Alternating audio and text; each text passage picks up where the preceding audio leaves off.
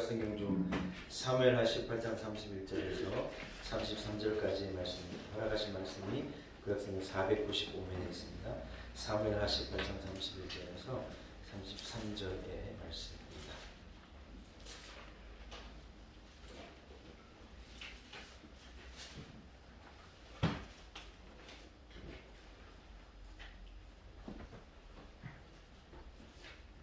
사무엘하 18장 31절에서 33절의 말씀을 봉독해 올립니다. 구스 사람이 이르러 말하되 내 주 왕께 아랠 소식이 있나이다. 여호와께서 오늘 왕을 대적하던 모든 원수를 갚으셨나이다 하니 왕이 구스 사람에게 묻되 젊은 압살롬은 잘 있느냐? 구스 사람이 대답하되 내 주 왕의 원수와 일어나서 왕을 대적하는 자들은 다 그 청년과 같이 되기를 원하나이다 하니 왕의 마음이 심히 아파 문 위층으로 올라가서 우니라. 그가 올라갈 때 말하기를 내 아들 압살롬아, 내 아들 압살롬아, 차라리 내가 너를 대신하여 죽었다면 압살롬아, 내 아들 하였더라. 아멘. 할렐루야. 하나님의 말씀을 더 어려운 성도들을 주시는 은혜와 축복, 오늘 어버이 주일 가정의 달을 통해 주신 은혜와 축복이 온 성도들 있기를 간절히 축원합니다. 저를 잘 보시기 바랍니다. 네. 오늘날 가정이 매우 심각합니다. 가정이 위기에 있다고 하는 말을 교회에서만 하는 게 아니라 매스미디어에서도 하고 또 신문지상에서 평론가들이, 학자들이 이래 말하고 있는 거예요. 가정이 여러분 요즘에 흔들흔들하는 거예요. 가정만 흔들리냐? 아닙니다. 가족 제도도 흔들리는 거예요.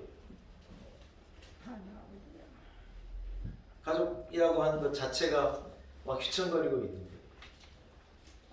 부모님을 섬기고 사는 것이요, 막 바쁜 현대인들의 이 세팅에서 그게 쉽지 않대요.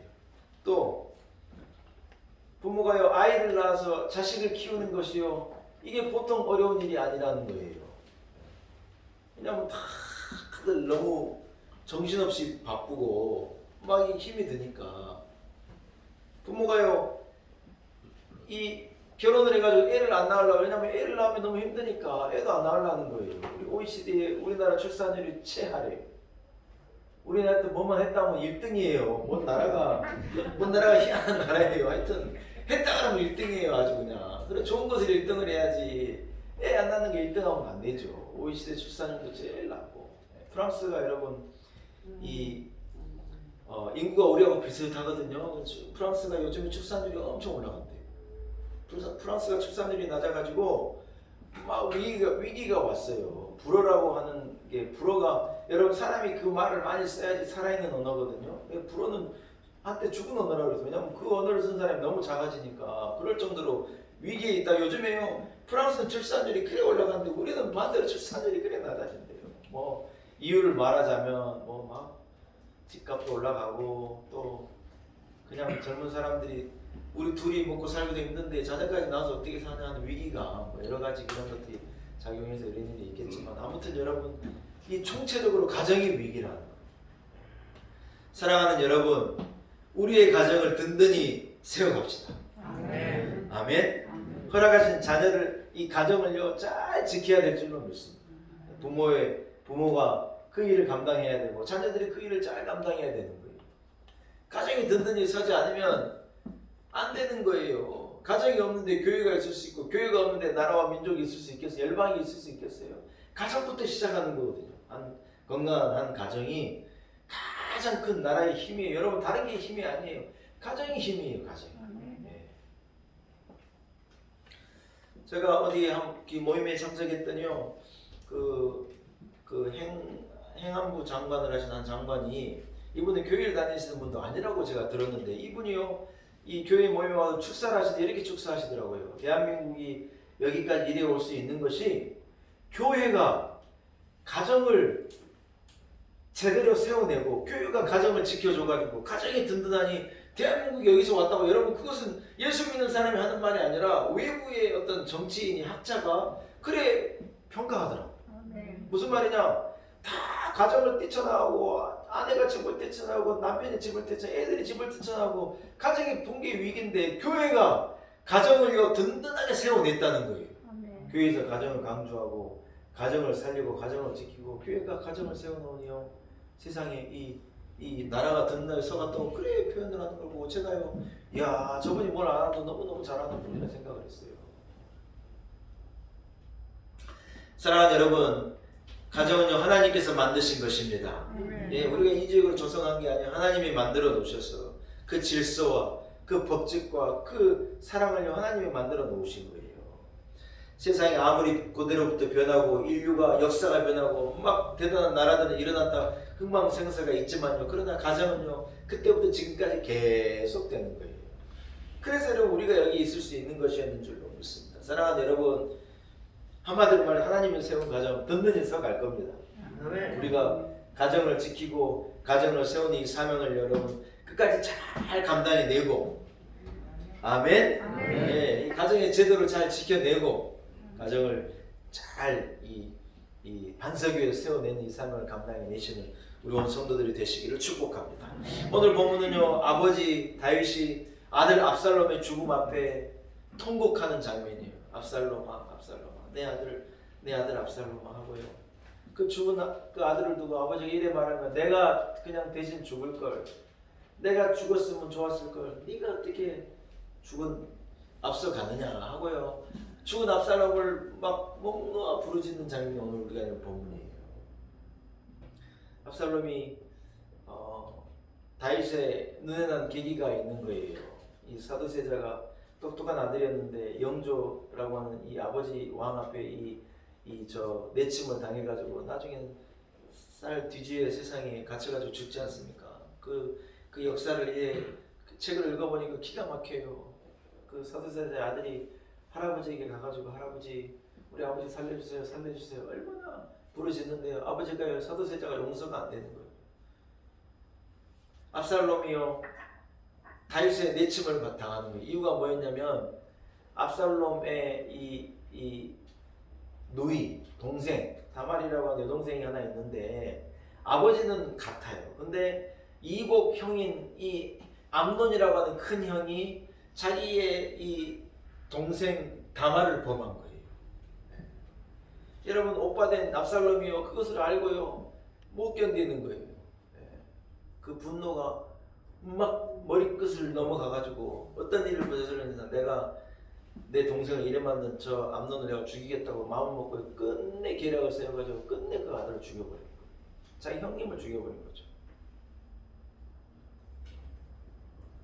여러분 이 일로 다윗의 가정에 심각한 위기가 온 거예요. 다말이 그래 된 사건도 기가 막힌 일인데 세상이 암논이 자기 아들 압살롬에 의해서 죽임을 당하니 아버지의 마음이 어떻겠어요? 아버지가요 압살롬을 사랑하고 압살롬에게 이 쏟아졌던 마음이 이래 그친 거예요. 압살롬을 내보내고 그를 이렇게 바깥으로 내보내고 왕자였는데 왕자의 자리를 빼앗고 이 내친 거죠. 시간이 흐르고 다윗의 측근들이 또 요압 장군이 간청을 해가지고 아유 압살롬이 그래도 왕자인데 죄를 저질렀던 용서하시고 궁으로 불러드립시다. 자꾸 설득을 하니까 다윗이 마지못해가지고 압살롬을 불러드립니다. 여러분 그런데요 다윗이 압살롬이 완전히 용서가 안 되는 거예요. 용서했다고 말했는데 마음은 용서가 안 되는 거예요. 압살롬을 보면 서운한 생각이 들고 이래가지고요 겉으로는 용서를 했는데 마음은 용서가 안 되는 거예요. 말은 안 하지만 압살롬이 느꼈겠어요? 못 느꼈겠어요? 100% 느끼지요. 말 안 하고 있어도 여러분 우리가 다 감정의 동물이라 느낄 수 있지 않습니까? 이 아들은 아버지의 마음을 얻고 싶은데 아버지의 마음이 아들에게 오지 않고 아들이 아버지 주변을 맴도는 거예요. 그러다 여러분 어떤 일이 벌어지느냐? 아버지에 대한 그리움이요 아버지에 대한 서운함으로 바뀝니다. 시간이 가면 아버지에 대한 서운함이 아버지에 대한 미움으로 바뀌어버려요. 아버지의 마음을 얻으려고 애를 쓰는데 참 용서가 오지 않고 아버지가 나를 받아주지 않으니요 어떻게 되느냐? 아버지의 마음을 얻기를 원하는 그 마음이요 이 곡해돼가지고 백성들의 마음을 얻어버리려고. 사람들이 왕을 만나러 갔는데 뭐 때문에 그러냐 그래가지고 이러이러한 일이 있습니다. 자기에게로 오라 그래가지고 자기가요 그 문제를 해결해 주는 거예요. 주변에 젊은 사람들, 젊은 참모들을 불러 모으고 왕에게로 가야 될 사람들 자기가 중간에 이렇게 빼 돌려가지고 왕이 해야 될 일 자기가 해주면서 백성들의 마음이 자기에게 오게 만드는 거예요. 아버지의 마음을 모두 얻자. 이 아들이요 그 백성들의 마음을 훔친 거죠. 나중에 어떻게 됩니까? 압살롬이 큰 세력을 이루게 되는 거예요. 그래가지고요 아버지의 왕권에 도전한 거예요. 쿠데타를 일으켜가지고 아버지를 왕자에서 쫓아내고 아버지의 궁녀들이죠. 아버지의 그 후궁들을요 막 이 압살롬의 이 신하들이 엿보이고 패륜적인 행위를 막 하면서 아버지의 그 찬란한 왕자를 이 아들이 올라앉아가지고 다 제빵고 아버지를 쫓아내고 이스라엘을 엉망으로 만드는 거예요. 여러분 그 일이 오래 가겠어요? 오래 안 가겠어요? 오래 안 가요. 하나님 기뻐하시지 않는 일이 오래 가겠어요? 압살롬이 다 빼앗기고 일어나는 이 다윗의 장군들과 장수들에 의해서 압살롬은 쫓김을 받은 인생이 돼가지고 말을 타고 막 도망가다가 이 압살롬은 여러분 머리가 그렇게 아름다웠고 길었다는 거예요. 이 압살롬의 그 찬란한 머리가요 세상에 말을 달리는 이 가운데 그 머리털이 나무가지에 턱 하고 걸려버리고 말은 지나가 버리고 사람은 머리가 나무까지 대롱대롱 밀려있어요. 어떤 형국이겠어요? 기가 막힌 형국이죠.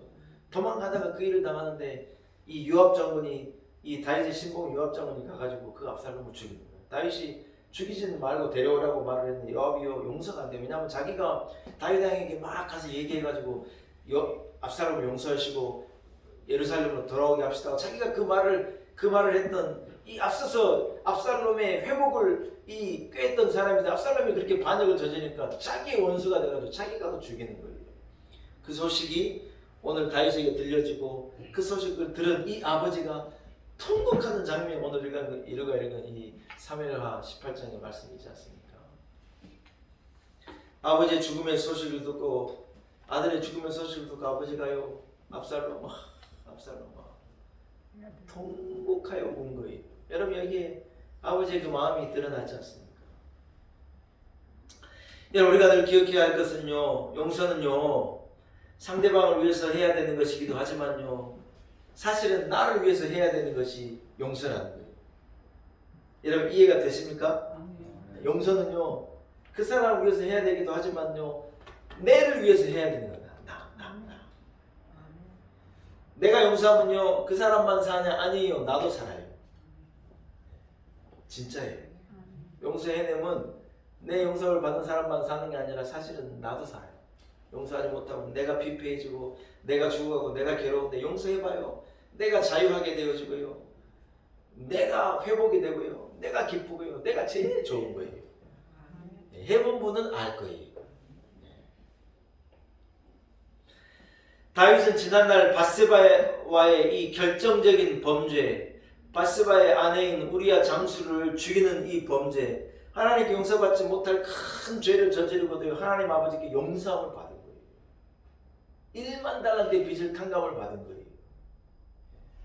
여러분 그런데 자기는요 압살롬을 용서할 수가 없는 거예요. 미운 마음이 사라지질 않는 거예요. 사랑하는 여러분 용서가 제일 필요한 것이 어디일까요? 직장이냐 친구관계냐? 여러분 천만에요. 용서가 제일 필요한 것은요. 따라합시다. 용서가 제일 필요한 것은 가정입니다. 용서가 제일 필요한 것은 교회입니다. 이유가 뭐냐? 가정 안에 교회 안에 허물이 제일 잘 드러나기 때문에 그런 거예요. 가정에 가면 뭐부터 해요? 여자들은 뭐부터 해요? 손 씻고 제일 먼저 하는 게 화장 지우는 거예요. 화장 딱 지우면요 자기 민낯이 드러나는 거예요. 가정에 가면 뭐예요? 옷부터 벗는 거예요. 옷부터 벗어요. 담임 목사도 넥타이 메고 이러지만 집에 가면 옷부터 벗는 거예요. 그럼 자녀들과 가정 안에는요 허물이 다 드러나고 민낯이 다 드러나는 거예요. 어디 가서 화내고 그런 거 할 수 있어요? 꼭 참아요. 말도 안 하고 참지만 집에 가면 화나고 막 화낸다고 그러기도 막 소리 지르기도 하고요. 우리 집사람이 얌전한 여인네 같지만요 집에 가면 소리도 질러요. 가정은 다 드러나는 거예요. 무서워요. 그러나 여러분 가정에는 뭐가 있느냐? 허물이 다 드러나기 때문에 용서가 있는 거예요. 이해가 있고 용서가 있고 사랑이 있고 아멘. 덮어주는 것이 있고 그래서요 가정이 여러분 든든하게 해서 가는 거예요. 아멘. 할렐루야. 아멘. 가정에서 용서함을 받지 못한 자녀들은요 나가서 누구를 용서할 수가 없는 거예요.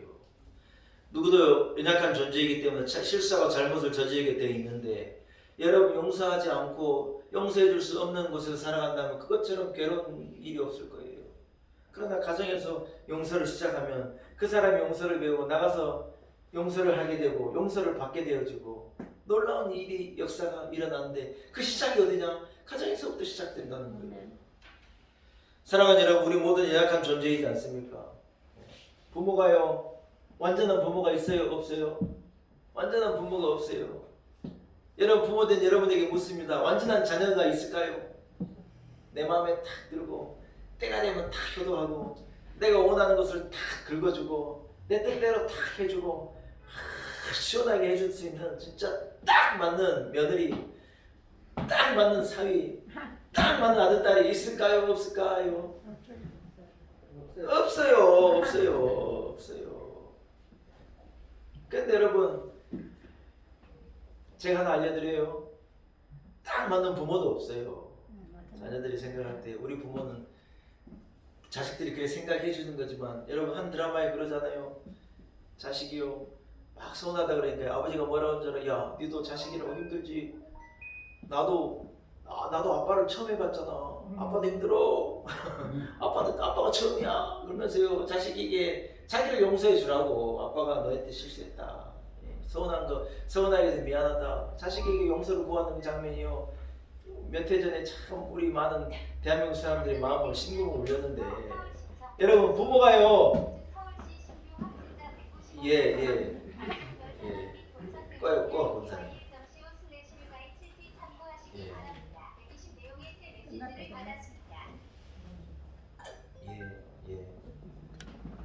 우리 권사님 이래 문자를 읽어줘요. 그것도 잘 하시더라고. 아주 권사님 대단하세요. 사랑하는 여러분, 부모가요 자식을 좀 용서해야 해요. 아이 참말로 아멘 좀 하시소. 자녀가요 부모를요 용서한단 말이 조금 어폐가 있지만 부모를 이해해드리고 부모를 품어드리고 부모가 여러분 완벽한 부모가 어디가 있어요. 그렇지만 그 부모를요 공경하고 사랑하고 부모를 용서해 드리는 거예요. 아멘.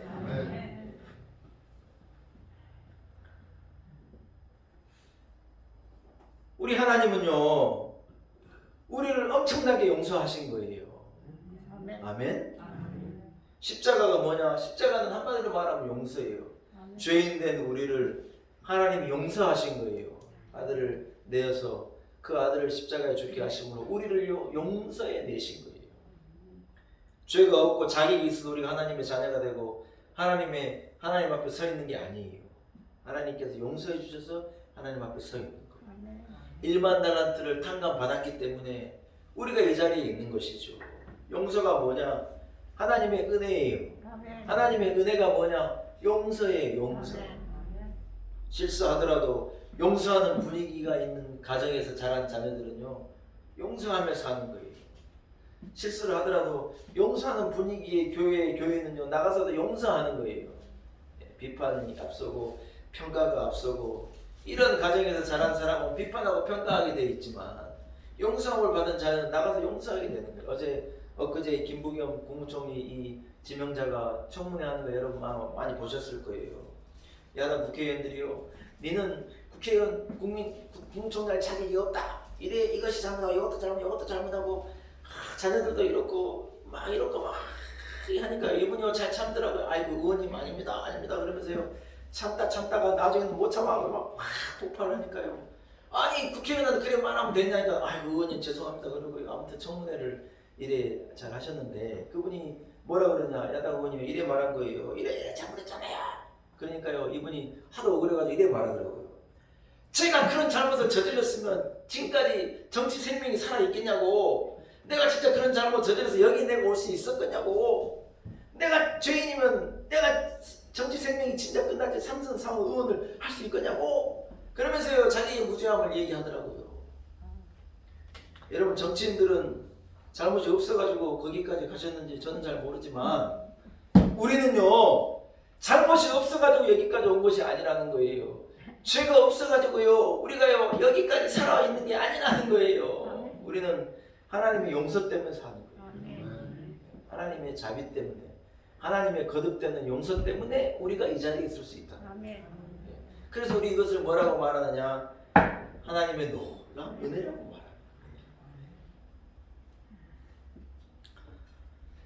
여러분, 용서가 쉬운 것은 아닙니다. 자기의 용서의 감정이 생길 때까지, 용서하고 싶은 마음이 생길 때까지 기다려보면 일평생이 가도 안 생기는 경우가 거의 대부분이에요. 하나님께서 뭐라 그러시죠? 용서하라는 거예요. 70번씩, 7번, 70번씩도 용서하라는 거예요.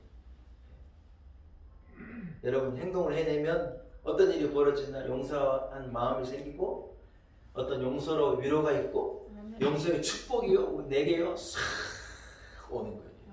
할렐루야! 사랑하는 여러분, 누가복음 15장의 탕자의 비유를 아시지 않습니까? 아버지가요 아들들을 품어내는 거예요. 집을 나간 아들도 탕자지만요 집에 있는 아들도 가만히 읽어보면 탕자예요. 예, 동생 다 몰아줬다고요. 형이 돼가지고 속이 상해가지고 아버지에게 불만이 가득 차가지고 기쁨이 없이 살아가는 거예요.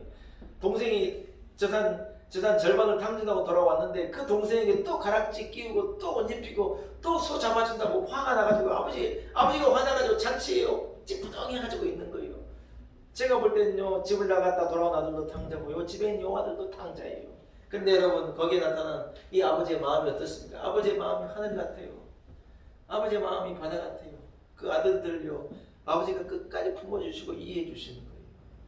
요즘에 이 시대에 필요한 마음이 뭐냐? 누가복음 15장이 이 아버지의 마음인데 이게요 하나님의 마음이죠. 이게요 이 시대에 이게 필요하고 우리의 가정에게, 우리 교회, 여러분의 가정, 우리의 심령 가운데 이 아버지의 마음이 필요하다는 거예요. 하늘 아래 그 무엇이 높다 하리요. 그 아버지의 마음이 필요한 거. 어제 어버이날이었잖아요.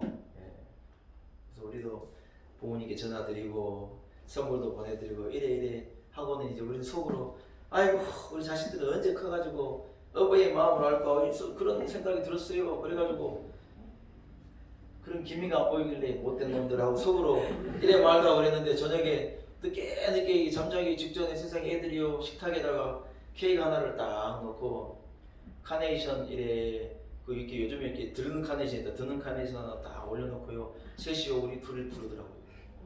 그래가지고 우리가요 케이크 하나 열어놓고 카네이션 넣고 우리 5 식구가요 애들 셋 앞에 우리 둘이 앉고 뭘 또 쳐다보고 있는데 제가 그래서 야 케이크도 있고 저 카네이션도 있으니까 어머니 은혜 노래라도 한번 불러봐. 제가 그랬거든요. 왜냐면 생일 때는 생일 축하 노래 부르면 되니까 어버이 노래 불러봐 그랬더니 애들이요 어버이 은혜 어머니 은혜 노래가 뭐야? 애들이 그 노래를 모르더라고.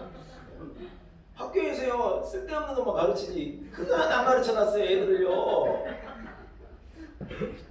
전 알려고 제가 고원초등학교에 어머니 은혜 노래도 안 가르치고 애들 뭘 가르쳤냐고. 아 실제 그래갖고요 우리 집에 진풍경이 일어났는데 애들 셋 앞에 앉혀놓고 우리 집사람하고 저하고 둘이서요 나 실제 괴로 다 잊으시고 우리 둘이가 노래 불러. 야 노래 부르다 보니까 이건 아닌 것 같은데 이거 왜 지들이 불러야지 우리가 그 노래 부르고 앉았으니 이게 참 우리가요 그 노래 부르면서 한바탕 웃었는데요. 여러분 이게 양주동 시인 이 스필가의 이 작가의 이 글이에요. 만약 양주동 씨 글이 제대로 번역이 됐다면 이분은요 노벨 문학상을 받아도 12개도 받아야 될 우리나라의 최고의 이 작가거든요. 이분이 뭐라고 그러셨느냐. 나 실제 괴로움을 다 잊으시고 기르실 때 밤낮으로 애쓰는 마음 진자리 마른 자리 갈아 누이시면서 손발이 다 닳도록 고생하시네. 하늘 아래 그 무엇이 높다 하리요. 어머님의 은혜는 가히 없어라. 기가 막히게 이 시를 지어놨는데 거기다 곡을 붙여가지고요 노래를 너무 잘 만드는데 요즘 애들이 그 노래를 모른다니까 서운하더라고요. 사랑하는 여러분 하늘 아래 그런 마음이 없잖아요. 어디에서 온 마음이냐? 이 탕자의 아버지의 마음, 하나님 아버지의 마음. 이 시대에 여러분 필요한 마음이 뭐냐? 이 아버지의, 이 어머니의 마음이라는 거예요. 용서하고 품어주고 사랑하고 온전하게 안아주고, 이 마음이 있을 때 여러분 우리의 가정이 든든하게 세워가게 되는 줄로 믿습니다. 할렐루야. 사랑하는 여러분, 말씀을 한번 정리합니다. 인생이요 세상이요 살기가 보통 어려운 게 아니에요. 가면 갈수록 더 어려워지지 더 쉬워지는 날은 없는 거예요. 어디에서 우리가 안식을 얻고 어디에 우리가 피난처가 있느냐? 가정 안에 최종적인 안식이 있고 가정 안에 피난처가 있는 줄로 믿습니다. 이 가정에다 우리가 회복해야 할 것은요, 아버지 하나님께 십자가 위에서 보여주는 아버지의 마음이라는 거예요. 이 마음을 회복한 가정에 용서가 있고 이 마음을 회복한 가정에 사랑이 있는 줄로 믿습니다. 우리 놀라운 대교 성도들의 가정은 이러한 가정이 되기를 축복합니다. 살아서 용서하고 사랑하고 덮어주고 이해하면서 가정을 든든히 서갈 때 교회가 든든히 서가고 이 나라와 민족이 든든히 서가는 은혜가 우리 가운데 있을 줄로 믿습니다. 가정의 달 어버이 주일 여러분의 가정에 이러한 은혜가 있기를 축복합니다. 하나님 아버지 감사합니다. 하나님의 은혜입니다. 아버지 어버이 되신 우리 하나님의 크신 은혜입니다. 하나님은 사랑을 받았는데 사랑하지 못했습니다. 하나님은 이해와 용서를 받았는데 이해하지 못하고 용서하지 못했습니다. 하나님 아버지, 때가 되어 부모가 되고 자녀들을 키웁니다. 용서하는 부모가 되게 하시고 또 이해하고 사랑하는 자녀들이 된 우리 크리아에서 온전히 가정에 세워지는 놀라운 역사가 우리 놀라운 은혜교 성도들의 가정에 있게 하여 주옵소서. 예수님의 이름으로 간절히 기도 올리옵나이다. 아멘.